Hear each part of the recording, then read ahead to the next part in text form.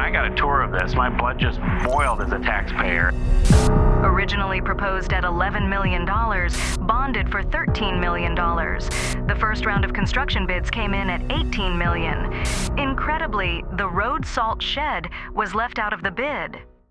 I'm standing today in front of the Public Works facility because I think it really shows some things that are currently wrong with the way Orono City government is being run. It exemplifies overspending and the taxation that goes along with that.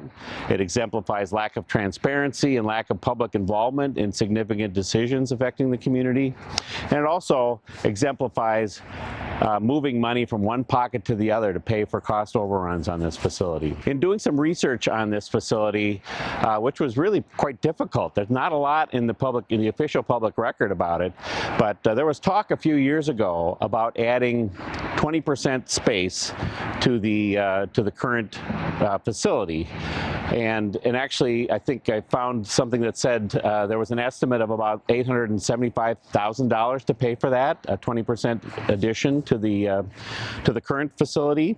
It's quite unclear how we got from that to this, a facility that is 2.5 times the size of the old one, not 20%, but 2.5 times the size. We took out $16 million in additional bonding to pay for it, and even that wasn't enough. We had to basically rob from the water fund, sewer fund, and stormwater fund $3 million to help pay for those cost overruns, and we're still not done with it.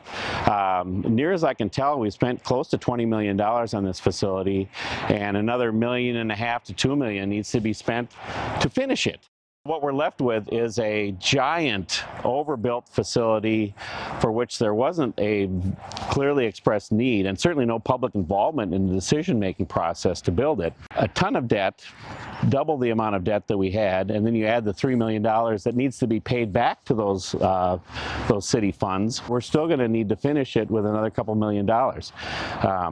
So it's an example of really poor decision making, I think, by our current city government, and one that's going to have an impact on not just us as taxpayers today, but future generations who are going to have to pay over $1 million a year in debt service on those bonds, plus the $3 million to pay back to the water, sewer, and stormwater funds. So I think this is a perfect example of why we need a change in City Hall, and I hope you'll support me, Steve Persian, and Jacqueline Ricks in your vote on November 5.